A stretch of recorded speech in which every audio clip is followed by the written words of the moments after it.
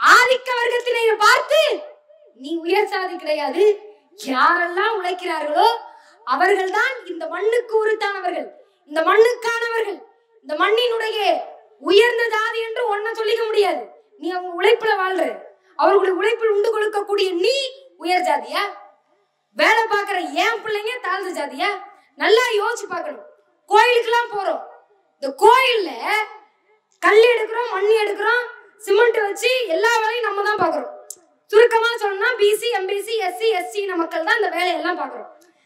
கல் எடுக்க தெரிஞ்ச நமக்கு, சிமெண்ட் எடுக்க தெரிஞ்ச நமக்கு, மண் எடுக்க தெரிஞ்ச நமக்கு சொம்புல தண்ணி எடுத்துட்டு போய் ஊத்த தெரியாதா? யோசிச்சு பாருங்க. கும்பாபிஷேகம் நடத்துறாங்க, 1 கிலோ 2 கிலோன்னு கல்லு தூக்கணும் நம்மளால, 5 லிட்டர் தண்ணியை எடுத்துட்டு போய் ஊத்த தெரியாதா? இந்த கல்லு தூக்கி கோயில் கட்டுற வரைக்கும் தான் நீங்க, தண்ணி ஊத்துறதுலாம் நாங்க ஆவாக்கள். ஏன்னா அது ரொம்ப வெயிட், அதை தூக்கிட்டு போக முடியாது, அவங்களால மட்டும்தான் தூக்கிட்டு போக முடியும். மேல ஏத்திட்டு போய் ஊத்தி கும்பாபிஷேகம் நடத்துவாங்க. அதுவும் எதுக்குன்னு கேட்டா, இந்த கல்லு மண்ணெல்லாம் தூக்கி தாழ்த்தப்பட்ட அழுத்தப்பட்ட வகுப்பை சேர்ந்தவர்கள் கோயில தீட்டாக்கிட்டாங்க. யாரு?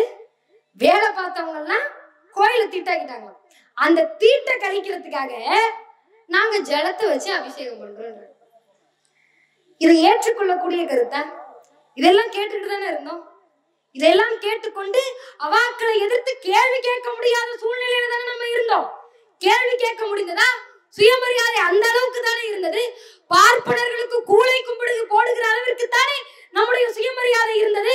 நம்மை பார்த்து நீ சூத்திரன் அல்ல, சுயமரியாதையுடைய தமிழன் என்று சொல்வதற்கு ஒருவருடைய தடி தேவைப்பட்டது. அந்த தடிதான் பகுத்தறிவு தடி. அந்த பகுத்தறிவு தடிக்கு சொந்தக்காரர் தான் அறிவுலக பேராசான் தந்தை பெரியார். இன்னைக்கு எத்தனையோ பேர் புதுசு புதுசா கட்சி ஆரம்பிக்கலாம், புதுசு புதுசா தலைவர்கள் வரலாம், நாங்க தான் அடுத்துன்னு சொல்லலாம், நாங்க தாங்க அத்தாரிட்டின்னு சொல்லலாம். ஆனால் இவ்வளவு பேருக்கும் பின்னால் இப்பேற்பட்ட வரலாறு இருக்குமா என்று சொன்னால் கிடையாது. எங்க அப்பா மியூசிக் டைரக்டரா இருந்தாரு, நானும் மியூசிக் டைரக்டரா வந்தேன்னு சொல்லலாம். எங்க அப்பா ஆக்டரா இருந்தாரு, நானும் ஆக்டரா வந்தேன்னு சொல்லலாம். எங்க அப்பா டைரக்டரா இருந்தாரு, அதனால நான் ஆக்டரா வந்தேன்னு சொல்லலாம். ஆனால் எங்க அப்பா சமூகத்துக்கு போராடக்கூடிய ஒரு போராளியாக இருந்தால், நானும் சமூகத்திற்கு உழைக்கக்கூடிய போராளியாக இருக்கிறேன் என்று சொல்வதற்கு திராவிட இயக்க தோழர்களை தவிர வேறு யாராலையும் சொல்ல முடியாது. நல்லா யோசிச்சு பாருங்க. ரத்தமும் சதையுமாக நின்று போராடியவர்கள், ஜாதி ஒழிப்பிற்காக அரசியல் சட்டத்தை கொளுத்திட்டு ஜெயிலுக்கு போனாங்க. திரும்பி வந்து பாக்குறப்ப குடும்பமே கிடையாது. மனைவி, அவங்களுடைய இணையர்கள் எங்க போனாங்க? பெண் பிள்ளைங்க எங்க போனாங்க? தங்கச்சிலாம் இருந்தாங்களே, அம்மாக்கள்லாம் இருந்தாங்களே. நம்ம ஜெயிலுக்கு போயிட்டு வரதுக்குள்ள நம்ம குடும்பமே இல்லையே.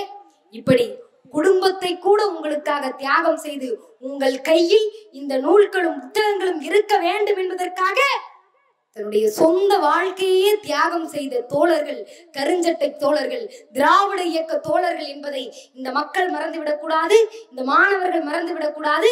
இன்னும் எத்தனை நூற்றாண்டு கடந்தாலும், எத்தனை ஆட்சிகள் மாறினாலும் திராவிட இயக்க தோழர்களுடைய இந்த வரலாற்றை யாராலும் மறைத்து பேச முடியாது. இன்னைக்கு நரம்பு புடைக்க யார் வேணா மேல பேசிட்டு போயிட முடியும். ஆனால் உண்மையை பேசுவதற்கு திராவிட இயக்க தோழர்களால் மட்டும்தான் பேச முடியும். எப்படி இருக்குன்னா, இன்னைக்கு மேடை ஏறுறவங்க எல்லாம் தலைவர் ஆயிடுறாங்க. மேடை ஏறி எதை வேணா பேசலாங்கிற மாதிரி ஆயிடுச்சு. பொய் சொல்றத 4-5 புத்தகமா கூட போட்டுருவாங்க. ஒருத்தருக்கு போட்டாங்க. யாருக்கு? நம்ம பிரதமர் மோடிக்கு. இங்க பொய் சொல்லலாம், 1 சொல்லலாம், 2 சொல்லலாம். ஒரு புத்தகம் போடுற அளவுக்கு அங்க சொல்றது. மோடி சொன்ன பொய்கள்னு ஒரு புத்தகமே போட்டு வச்சிருக்கிறாங்க. இப்ப கழுதைக்கு வாக்கப்பட்ட உதைக்காம இருக்க முடியுமா அப்படிங்கிற மாதிரி இப்ப பிஜேபியில சேர்ற எல்லாரும் பொய் சொல்றதுக்கு ஆரம்பிச்சிட்டாங்க. பிஜேபியோட நண்டு சிண்டு, ஏ டீம், பி டீம், எல்லா டீமும் எனக்கு பொய் சொல்ல ஆரம்பிச்சிருச்சு. இவ்வளவு பொய்யாளர்களுக்கு மத்தியில் உண்மையை உரைக்க சொல்லி வரலாற்றை இந்த மக்களுக்கு தெளிவுபடுத்தக்கூடிய தோழர்களை கொண்டிருக்கக்கூடிய இயக்கம் இந்த திராவிட இயக்கம் மட்டும்தான். உலக அரங்கில் ஒரு கூட்டம் நடக்குது. ஜெர்மனியுடைய தத்துவவியலாளர்கள் எல்லாரும் கூடியிருக்கிறாங்க. அந்த கூட்டத்துல வால்டர் ரூபர் அப்படிங்கிற ஒரு தத்துவாதி ஒரு கேள்வி கேட்கிறாரு. அங்க இருக்கிறவங்க எல்லாருமே தத்துவவியல் அறிஞர்கள். கேட்கிறாரு, இந்த நாட்டிலேயே முன்னுதாரணம் காட்ட முடியாத அளவிற்கு யாராவது தலைவர் இருக்கிறாங்களாப்பா அப்படின்னு கேட்கிறாரு. எல்லாரும் யோசிக்கிறாங்க. ஒருத்தர் காந்திங்கிறாங்க, ஒருத்தவங்க நேருங்கிறாங்க, இவர் இல்ல இல்லன்னு தலையாட்டுறாரு.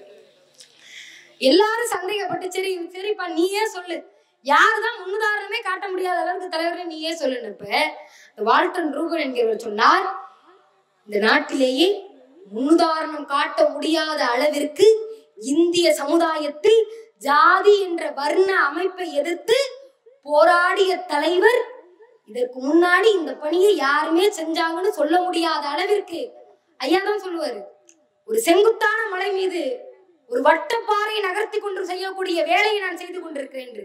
அப்பேற்பட்ட ஒரு தலைகீழ் புரட்சியை செய்த தலைவர் வேற யாரும் கிடையாது, அறிவுலக பேராசான் தந்தை பெரியார் என்று எங்க சொன்னாரு. அதுதான் செய்தி. சாதாரணமா இவங்க எல்லாம் போய் பேசிட்டு போற மாதிரி சாதாரணமா மேடை போட்டு பிஜேபி RSS மாதிரி சொல்லிட்டு போகல. ஜெர்மனியில தத்துவவியலாளர் கூடி இருக்கக்கூடிய அரங்கத்தில், தத்துவவியலாளர்களுக்கு மத்தியில் வால்டன் ரூபன் என்ற தத்துவவியலாளர் சொல்லுகிறார், இந்த உலகத்திலேயே முன்னுதாரணம் காட்ட முடியாத அளவிற்கு ஒரு தலைவர் இருப்பார் என்று சொன்னால் அவர் அறிவுலக பேராசான் தந்தை பெரியாராக மட்டும்தான் இருக்க முடியும் என்று. ஆகவே தோழர்களே, பெண் விடுதலைக்காக, ஜாதி ஒழிப்பிற்காக, மக்களுக்கு மக்கள் சமம், உன் உடம்புல ஓட ரத்தம் தான் இவன் உடம்புலையும் ஓடுது என்பதை சொல்வதற்காக ஒரு இயக்கத்தை கண்டு தான் வாழ்ந்த காலத்தில் அதற்கான வெற்றியை பெற்ற ஒரே தலைவர் தந்தை பெரியார் மட்டும்தான். அதற்கு மிகப்பெரிய சான்று ஒன்னே ஒண்ணுதான். இதை எங்கள் கழகத்தினுடைய துணைத் தலைவர் அவர்கள் எப்போதும் சொல்லி, அவர் சொல்லும் போதெல்லாம் அவரோட கண்ணுல தண்ணி வரும். என்ன தெரியுமா, ஒரு முறை நாமக்கல்ல கூட்டம் முடிஞ்சிட்டு திருச்சி வழியா ஐயா போயிட்டு இருக்கும் பொழுது ஒரு இடத்துல வேணா நிப்பாட்ட சொல்றாரு. நிப்பாட்டிட்டாங்க. நிப்பாட்டிட்டு அந்த ஜன்னலை திறந்துட்டு சின்ன பிள்ளை மாதிரி சிரிக்கிறாரு ஐயா. எல்லாம் பார்த்தவங்களுக்கு எல்லாம் ஒரே சந்தேகம், என்ன திடீர்னு வேணா நிப்பாட்ட சொன்னாரு, திடீர்னு சிரிக்கிறாரே அப்படின்னு சொல்லிட்டு உடனே வேணா படிச்சரி எடுங்க, வேணா எடுத்தாச்சு. ஐயாவே கேட்கிறாரு, நான் ஏன் சிரிச்சேன்னு தெரியுமா? இல்லைங்க ஏன் தெரியாதுன்னு சொன்னோன்னா ஐயா சொல்றாரு, அங்க பாத்தீங்களா பொம்பளை பிள்ளைங்க எல்லாம் புத்தக மூட்டையை தூக்கி கொண்டு சாறை சாறையாக சைக்கிளில் பள்ளிக்கூடத்துக்கு சென்று கொண்டிருக்கிறார்கள் என்று. நல்லா யோசிச்சு பாருங்க, அந்த பகுதியில் எத்தனை புலவர்கள், எத்தனை கவிஞர்கள், எத்தனை தலைவர்கள் போயிருப்பார்கள். ஆனால் ஒரு தலைவரால் தான் கொண்ட கொள்கையை தான் வாழும் காலத்திலேயே வெற்றி பெற்று அதை பார்த்து மன உள்ளத்தினுடைய நெகிழ்ச்சியோடு ஒருவரால் சிரிக்க முடிந்தது என்று சொன்னால் அது நம் கழகத்தினுடைய தலைவர் அறிவுலக பேராசான் தந்தை பெரியாரால் மட்டும்தான் முடிந்தது. அதனால் தான் இன்றைக்கு வரைக்கும் அவரை புரட்சியாளர் என்று இந்த தமிழ்நாடு மெச்சு புகழ்ந்து கொண்டிருக்கிறது. யாரையும் அவ்வளவு சீக்கிரம் புரட்சியாளர்கள் சொல்லிட மாட்டோம். இன்னைக்கு இந்த 50 விழாவில் இருக்கக்கூடிய இந்த 3 பேரை ஏன் தெரியுமா புரட்சியாளர்கள் சொல்றோம்? புரட்சினா ஒரு தலைகீழ் மாற்றம். பெரும்பான்மை மக்கள் ஏற்றுக்கொண்டதை அதெல்லாம் கிடையாது, நீ சொல்றதெல்லாம் கிடையாது. நீ சொன்ன கடவுள் காப்பாத்தாது, நீ சொன்ன ஜாதி காப்பாத்தாது, நீ சொன்ன மதம் காப்பாத்தாது, நீ சொல்றதெல்லாம் பொய், இதெல்லாம் மூட நம்பிக்கை என்று பெரும்பான்மை மக்கள் ஏற்றுக்கொண்டதை தனித்த ஆளாக எதிர்த்து நின்று போராட முடியும் என்று சொன்னால் அவர்களுக்கு பெயர்தான் புரட்சியாளர். அதனால் தான் தந்தை பெரியாரையும் அண்ணல் அம்பேத்கரையும் கவிஞர் பாரதிதாசன் அவர்களையும் புரட்சியாளர்கள் என்று சொல்லிக் கொண்டிருக்கிறோம். இந்த தலைவர்களை, இந்த இயக்கத்தினை எத்தனை நூற்றாண்டு கடந்தாலும், எத்தனை கட்சிகள் புதிதாக தோன்றாலும் மண் தோண்டி மண்ணை நோண்டி அதற்குள் இந்த இயக்கத்தை ஆள புதைத்து விட முடியும் என்று நினைத்துக் கொண்டிருக்கிறார்கள். அது எந்த கொம்பன் வந்தாலும் நடக்காது.